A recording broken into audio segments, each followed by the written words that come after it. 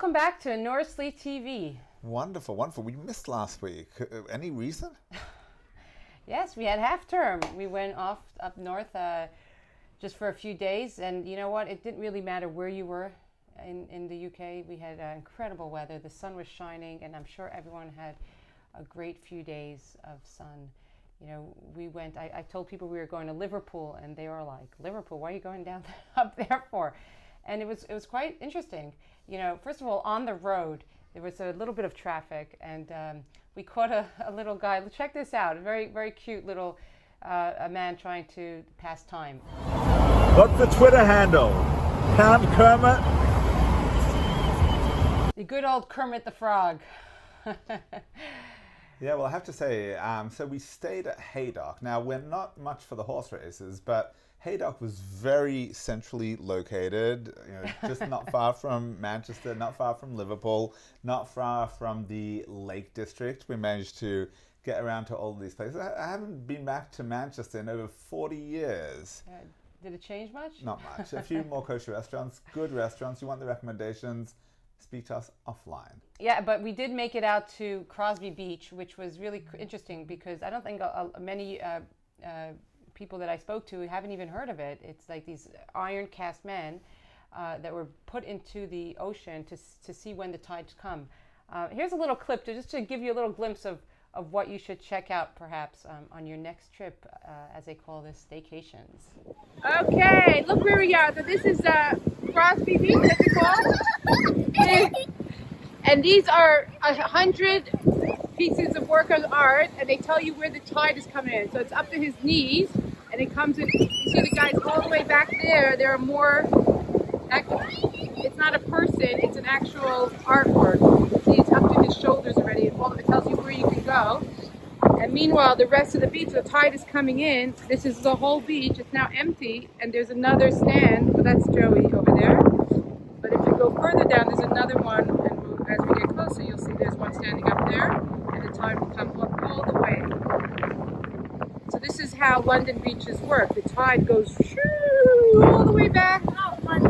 Oh, it's not London, you're right. Liverpool. We're in Liverpool. Okay, hey, let's sing a song.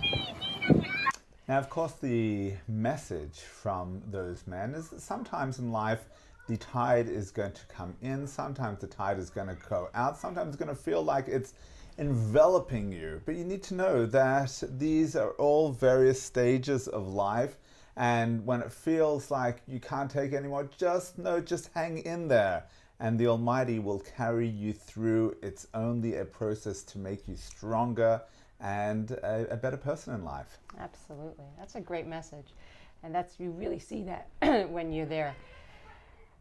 So we have a special Yiddish feature. I'm sure a lot of people were looking forward to what is this Yiddish street feature. In honor of, well, I think it's Romanian National Yiddish Day. We have yet to pass the Act of Parliament to produce the British National Yiddish Day, so we're working at the moment still with Romania. But that's okay. But we caught up with Mr. Lansky, Aaron Lansky, who we had a Jewish canon last week or a couple of weeks ago from Michael Uyghur of Outwitting History. He wrote this his autobiography on how he saved Yiddish literature, I should say, and it was very interesting to hear what he accomplished and what he continues to do in his Yiddish Book Center. So we'll just give you a little, snippets of the interview. The full-blown interview we're going to feature on Wednesday evening. It's a good half-hour interview with Vivian Wyman joined me in interviewing Mr. Lansky. So here's just a little clip of what we captured. First semester, wholly by accident, I took a course on the Nazi Holocaust. One of the first times the Holocaust been taught in a university context in the States. And by the end of that semester, I was much less interested in the Holocaust per se. How did the Germans go about killing the Jews of Europe? And far more interested in who were these Jews of Europe, which was a subject still largely left out of the Jewish studies curriculum at that time. The field was called Judaic Studies at the time. And so I was really lucky that a faculty advisor for the course was an anthropologist, which meant that he asked all the right questions. So I went to him and said, I want to learn more about Jewish history. And he said, well, okay, go to the library, check out a lot of books, start reading, and we'll talk. So my undergraduate education really unfolded at his kitchen table. Wow. Talking with this. Eventually I went on to graduate school at McGill University in Montreal. And, I loved it all. It was fascinating. I was studying modern Yiddish literature. I would have gone on, I think, for a conventional academic career, except for one basic problem. There were no books to read. Yiddish as a literature, as we know it, is pretty modern. It doesn't even begin till the 1860s, 1870s, really picks up steam in the 20th century. And it was a literature by which Jews try to figure out what it meant to be Jewish in a modern world, and therefore it's spirited and funny and brilliant and disturbing and it's got all the virtues of great literature. So I started studying, but I realized there were no books to read because of this fact that an older generation was passing on. The books were being thrown out by kids who didn't understand what it even was. And so I decided, well, first I met with experts in New York and explained what I wanted to do. And I said, so how many Yiddish books do you think are out there? And they said, well, after a lot of Jewish groups, there was a lot of debate, as you can imagine. And after all the debate, they said, we think there are about 70,000 volumes still extant and recoverable. Wow. So here we are 41 years later, and we have saved about 1.5 million volumes. Get out. Yiddish was far more central than anybody could have imagined. It's very interesting to hear that, he now has over 1 million volumes of what he was able to save. And the Yiddish literature is really only in the 20th century that came about, even though it's a language that's of 1,000 years. For those who didn't understand what was going on Wednesday, we're going to have subtitles. No, he speaks English, but he has with an accent. You won't want to miss it because he has really interesting stories. An American accent. He has very interesting stories about how people are learning Yiddish, and he brings them down to Williamsburg as an actual live, real life Yiddish speakers with Hasidim. So he has so many interesting stories to share with us. So look out for that on Wednesday evening. I've learned most of my Yiddish from Modi, by the way. Okay. Talking about that, we actually have a Yid Life Crisis. I don't know if you remember them from the Montreal, two boys from Montreal who started off just kibitzing away in Yiddish. They came out to Edmonton, the Jewish Federation, which is not the same federation here as in the UK. It's like the Board of Deputies equivalency. They brought them out for an event, and they did a little shtick, and they actually did something here in London. They're coming out to JW3. So they shared with us a little something. They did a double dating with Ma'am Bialik. Here's a little snippet of it as well, just to have a little fun in Yiddish.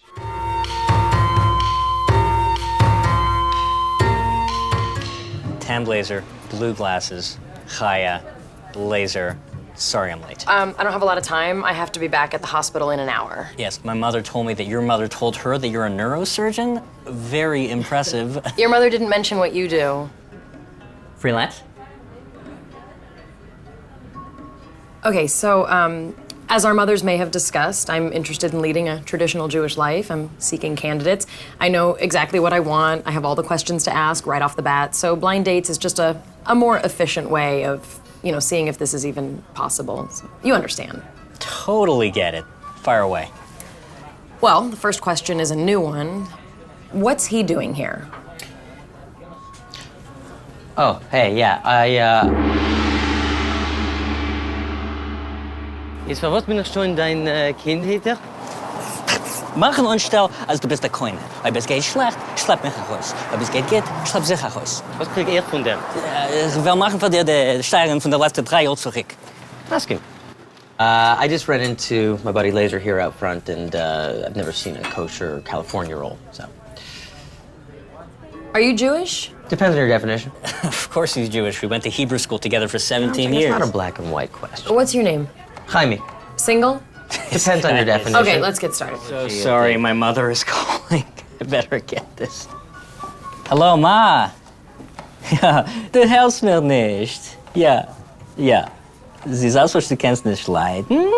Und sie sagt, was ich will. Also ich bete dir, geh weg, Mami. So sorry. My mother too, I got it. Ja. Ja, Mami, entschuldig mir, aber ich will bleiben. Ihre Steitsigkeit ist erotisch. Sie ist nicht für dir, sie ist für mich. Ja, Verschwind, Mama. Verstehe. Ich hab da von mir zwei Schmenderikes, was meinen, als ich red nicht kein Jiddisch und Pater in unserer Zeit.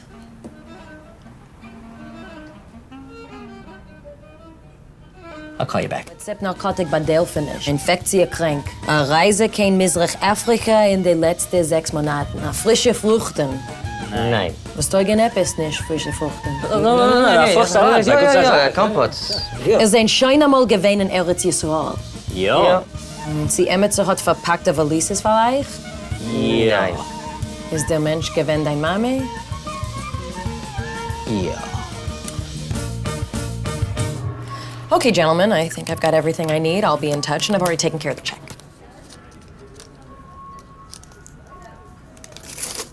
Kosher Sushi. Der hat der Wurst. Kein Steuern für dich. Ja. Rappelle-toi des beaux jours, man. Mein Stein, On peut pas retourner, man. What? mein Heim, alle dort, wo ich hab, meine kindliche Jorn verbrannt.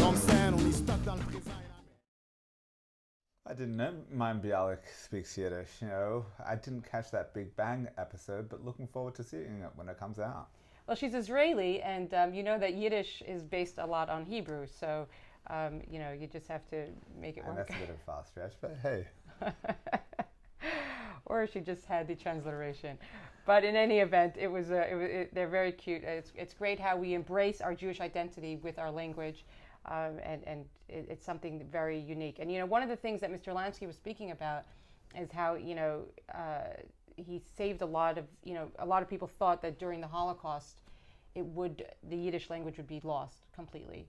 And although a lot was lost, he was able to save quite a few volumes of that and continue on. Although I think we have to credit the ultra-Orthodox community to saving that Yiddish language as well. A lot was lost in the Holocaust. 6 million Jews, Jewish life. But we do have some of our great personalities that emerged, one of whom was Dr. Viktor Frankl. And today in our Anglo-Jewish canon, we hear from Rachel Fink, the head teacher at JFS, who does a marvelous job. I have to say, one of the reasons we came to this country was because we thought that she was the head teacher of Hasmonean, and no sooner had we arrived on these shores than she switched allegiances. But today we are honored to feature Mrs. Fink with Viktor Frankl's Man's Search for Meaning. As part of my mother's 70th birthday celebrations, I wrote a list of 70 lessons I felt she had taught me over the years. Some profound, some practical, and some humorous.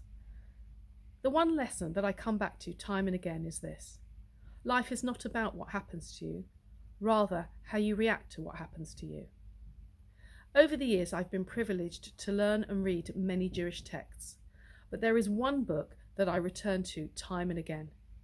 Each time I read it, I find something new to learn from it, but the overriding message that draws me back is the lesson that my mother taught me.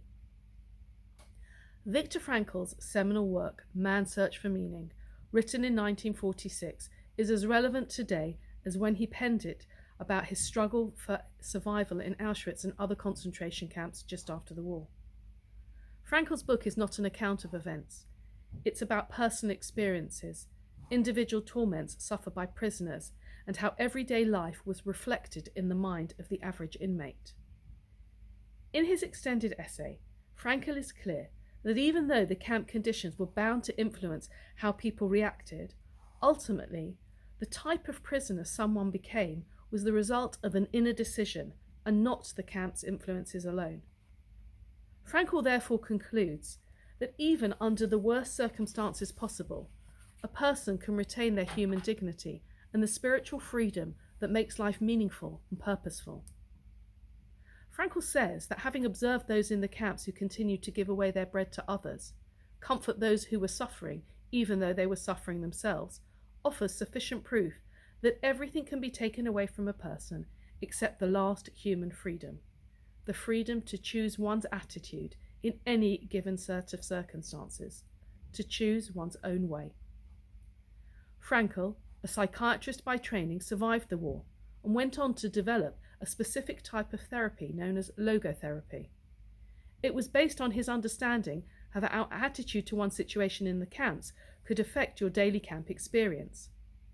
Logotherapy, unlike, say, psychoanalysis, focuses on the future, the meaning of life to be fulfilled, and the therapist's role is to help the patient to find meaning in their life at any particular moment, even though that meaning may change from time to time. Frankl said that whilst he wouldn't wish suffering on anyone, it is an inevitable part of life. We can approach life by finding purpose through the actions that we do and the experiences that we have. In fact, Frankl describes our most profound experience is when we find true love. Ultimately, we all face challenges, however big or small, over which we have no control. The only thing we can do is change our response to that particular situation, much the way my own mother has continued to advise me to do over the years. Frankl's approach is, I believe, as relevant now as it was back when he first formulated his therapeutic approach. I believe his insight and understanding is what pulls me back to his book time and again. My worn and battered copy, as you can see here, is covered in scribbles, post-it notes, dogged pages. But what makes Frankl's book Jewish in my mind?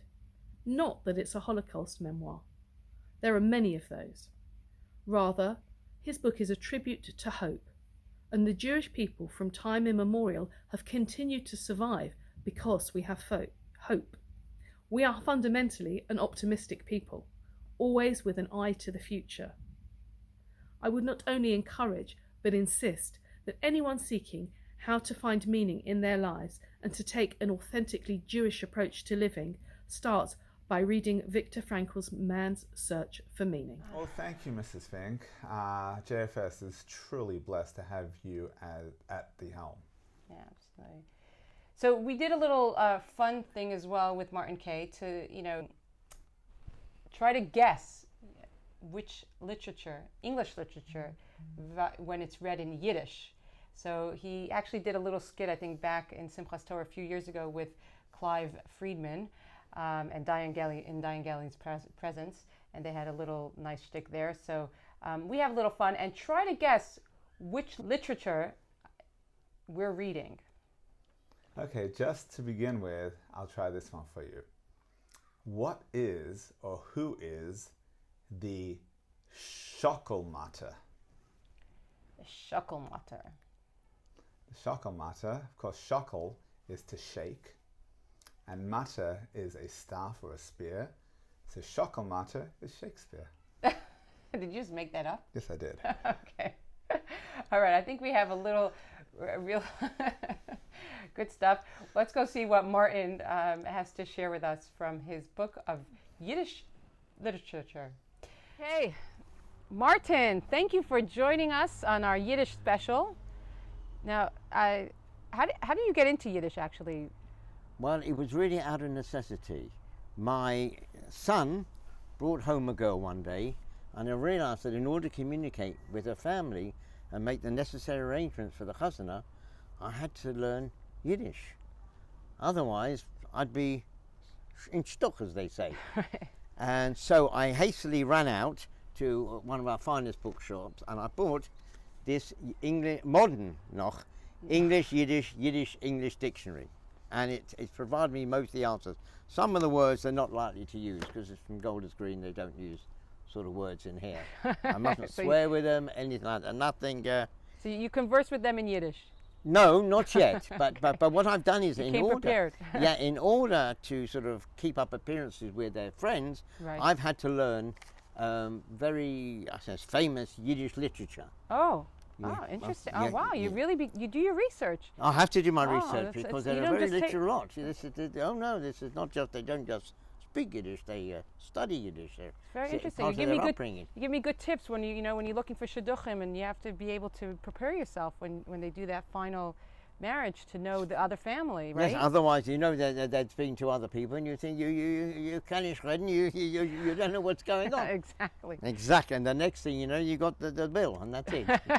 Sign on the dotted line. That's right. So I went out. So what do you have there? So I've got a book here, and it's quite interesting because it's got very famous poetry, literary pieces. Let me just give you an example and see if you can guess what this is, and maybe the viewers also might like to guess. Okay. To see, this is a well-known poem.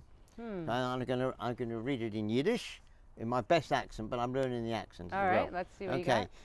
So, die Eile und die Ketzler seien abgefahren, in a Schiffele schein und grin, sich bewornt mit Honig und das Säckele Geld, als gut, was kommt auf den Sinn. So, I'll leave that to the viewers, I give them time. Good time to guess. How would they get it on the chat box by the side? Yeah. They can post it right here in the chat, in the comments. Okay, we'll see. Well, let's Try to see guess how you it. are out there. Yeah, that's a famous one. That Very is a famous, yeah, one. it's a famous. All brought up on that one. But I'll That's tell you right. what, I've got one for you. Okay. Should we tell our viewers if they're right? Pardon? Should we tell the viewers if they're right? I think I got it. You think you got it? Yeah, I think I got that one. What do you think it is? Is the that Owl and the the- Pussycat. Yes, the Owl and the the Pussycat. the Owl Went and to the sea in a- Pussycat. Okay, well, here's one for you though. See how good you are. And this Okay. is a classic American. This is okay. Oh, in okay. Yiddish, So okay. I for sure need to know this one. But you need to, I'll give you a clue. You need to know your numbers straight away, Okay. okay?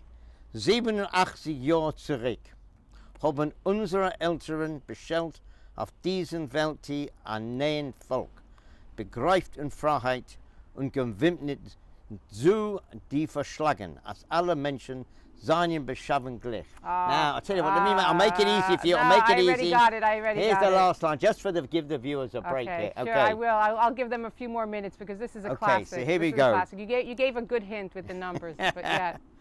Und als die Regerung von den Menschen, bei den Menschen und für die Menschen sind nicht umgekommen von der Welt. So, what do you think it is? Oh, give them a minute. Well, give them a minute. Give Give them a them a minute. minute. You know, I have an advantage as the American, but we will give them a minute. It is the. It's the man with the stove-type hat, isn't it? That's right. That's right. The good old Gettysburg Address. Get a burger dress. That's Wow! it. Wow! That's it. Amazing! Amazing! So you have all this Yiddish literature right here. Right here, the end of my and, fingers. and you learn both of the English, but you know, it's very interesting that Yiddish is really coming back. Well, there's a program. I've got it on my phone. It's as an app which helps you learn languages, and they've got every language under the sun. This week or maybe 2 or 3 weeks ago, they've introduced Yiddish. So So I'm learning Yiddish a bit at a time, as they say. But you can do. You moved from the Yiddish English dictionary. Well, to yes, you see, I've gone from analog to digital. But this is catchy on pronunciation. It's not actually on pronunciation. It's really a question whether you know your aleph base. Right.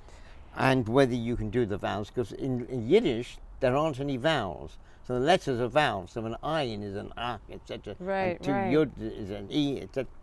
And you need the vocabulary. But some of the vocabulary is not quite what I think it is. For argument's sake, they translate quite as ganz.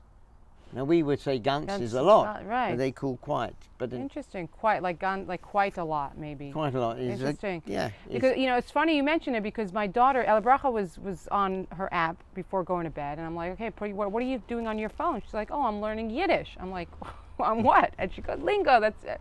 So it's amazing that even the young people, unless she was just hearing us prepare for our special Yiddish feature, but in any event, you know, even the young people are now picking it up. Well, look, the whole There cast of Shtisel That's had to learn Yiddish.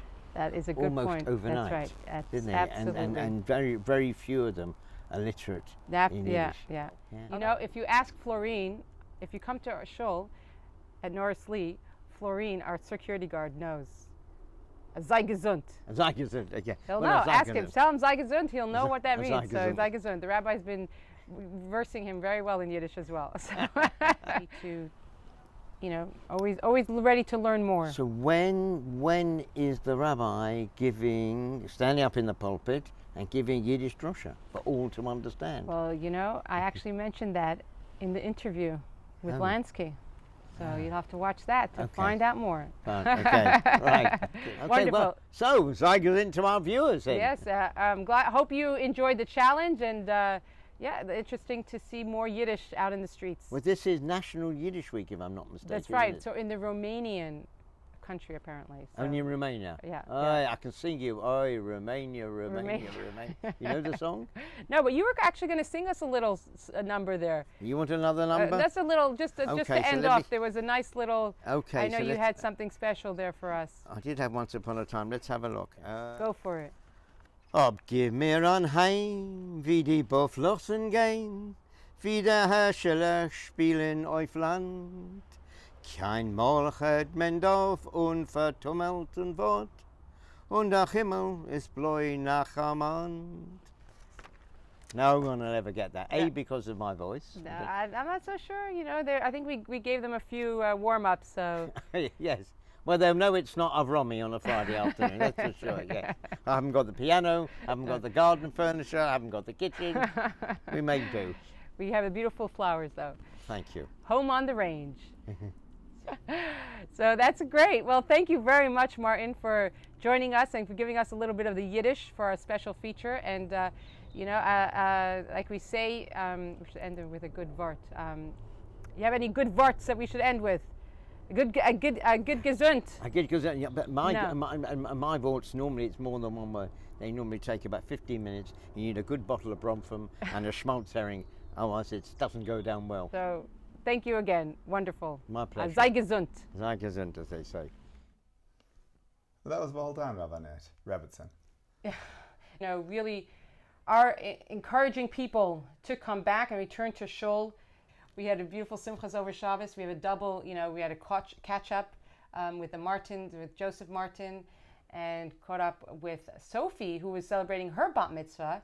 So I caught a little snippet before her celebration. So let's go over and see what she did. Okay, Mazel Tov, Sophie! Sophie, so we are at your party. What do you have today? You just finished a challah bake? Yes, and we did Bollywood dancing. Bollywood dance, is that, let's see the umbrella. Show me the umbrella. Woo! Twirl it. So Sophie, you're having a bat mitzvah this weekend, Mazel Tov. Thank you. And I know you're sharing it, you're such a special girl, you're sharing it with your brother, who had to push off his from last year, right, during COVID? Yeah. He was all on Zoom, but now you're gonna share your weekend with him to allow him to do his thing on Shabbos. Yes. But you're gonna do your thing, right? Yeah. You ready? You ready to deliver your Dvar Torah? Yes, I am. Are you excited? Yes, I am. How excited are you? Very. Okay, can you show us what you did today for your challah? Where's the challah? Where's the challah? How are you managing to see all your friends within a COVID-safe way? So there are like different slots for different people, like at different times. That's right, right? So you had your Karen group now? Yeah, and then I'm having the JFS people after. But everyone's invited in Shul, right? Yeah. Right. The Shul's the one place where everybody could come together. Okay, Mazel Tov, Allison. Mazel Tov! And Peter. We're all very excited. Mazel Tov, Peter! We were saying how wonderful Sophie is to share her weekend with Joseph, who had to get pushed. How are you guys feeling about this weekend? We are very excited. Double celebrations. Right. Yeah, we're very, very excited and but overwhelmed, but very excited. Yeah, we're just across the road and we feel it. We're with you here, and we're going to have a great weekend ahead. Absolutely. It's going to be, and everyone's going to do wonderfully. So what do you have planned? So we have candle lighting and dinner tonight. We have shul tomorrow. We have Shabbat lunch. We have tomorrow night, and we have Sunday lunch. Lots of events. Lots of events. Taking Loads advantage of things, this so amazing everyone can marquee. come. Look at this. Beautiful. Mazel Tov, Mazel Tov. Thank you. Only good things. Mazel Tov. Yeah, Mazel Tov. To my parents and my brother. Yes. Yes, you did it. Ready? Arms up in the air. Take it down. And down. And down. And down. Take it up. And up. Hands the feet together. Right up. Together. And left. Together.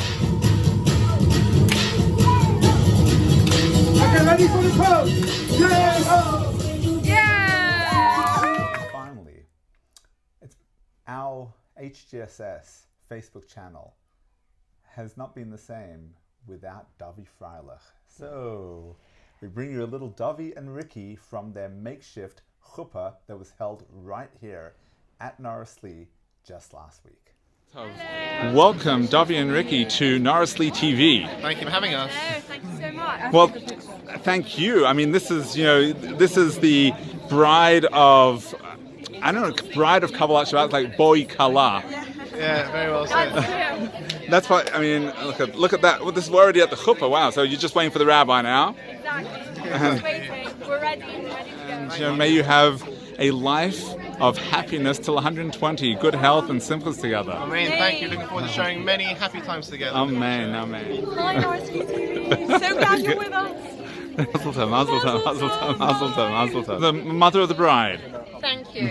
I think it's been a delightful evening and it's been a pleasure to get to know the congregants. Fabulous. Very, very warm and welcoming. Do you also have one of these happening in Bridge Lane? No, we don't have a big driveway. Maybe a small street. Well, you're always welcome here now. You're now part of the mishpacha. You're on Mazel tov. You're on Norris Lee TV. Hey, so good to be on Norris Lee TV again. Hi, Susan. Hi. Good. You are all on Norris Lee TV. So say hi to Norris Lee TV. Let's share simcha. Mazel tov. Oh, we've got Rabbi Robertson Levine on Norris Lee TV. Oh wow, Norris Lee TV. Right. This is a pre-recorded segment. It was wonderful to see a lot of people come in for that, and really brought again a lot of simcha to the show, bringing people back to the building, which is always special. Speaking of which, lots going on back in the building. We had our first Shalosh Shudas that was real food. All COVID friendly, individualized. Yeah, Carmeli. And you had a few extra visitors, right? No, yeah, a few people from Hendon came in. They heard that our Shalosh Shudas was so good. Yeah, it's an outdoor Shalosh Shudas, so don't be afraid. In the Ohel Moed, as our marquee is now called. Thank you, Gail and Michelle, for organizing it all. And looking forward to hearing our first speaker of our Suda series this week. But before then, we have our Parsha discussion class is coming back into the garden. It's bringing home the Parsha. Amazing. We're looking forward to seeing you come in person to have that real interaction discussion that can be done. I think is really going to be something special. And of course, we have again the individualized lunch. So we look forward to seeing you there. But before then, we have on Tuesday night, we have our Torah and the Hot Issues. A number of people asked me after the Meron tragedy to speak a little to this custom and practice of davening at the graves of the righteous. Of course, they were there davening at the grave of Rabbi Shimon Bar Yochai. Yes. And so I'm going to be talking about that this week in Torah and the Hot Issues, something that comes off the back of last week's Parsha, where Caleb davened at the grave, at the cave of the patriarchs when he came in with the other spies to check out the land. So that's what we're going to be doing on Tuesday night. That's live here in the Max Weinbaum Hall, also live streamed on Facebook for those who cannot make it. And then on Wednesday night in the Ohel Moed, we have father and son learning pizza and Parsha. That's at 8 o'clock. If you can make it, please do join us. Time to get back, do some learning, be here on the premises, and having fun. And of course, we have to have food, right, whenever we're together. So I think that was a key factor in coming together. And we're seeing that with the kiddushes being brought back to shul, even though it's in a bag. But we're slowly getting back to, do we say normal? Little by little. Little by little. Okay. Have a wonderful week, everybody. All right. Well, thank you for joining us. Look out on Wednesday nights is the full interview of the Yiddish teacher. And that's right. Or you can catch it on the recording later on. And we will see you all next week, or this week for the programs. That's right. Have a Shavua Tov.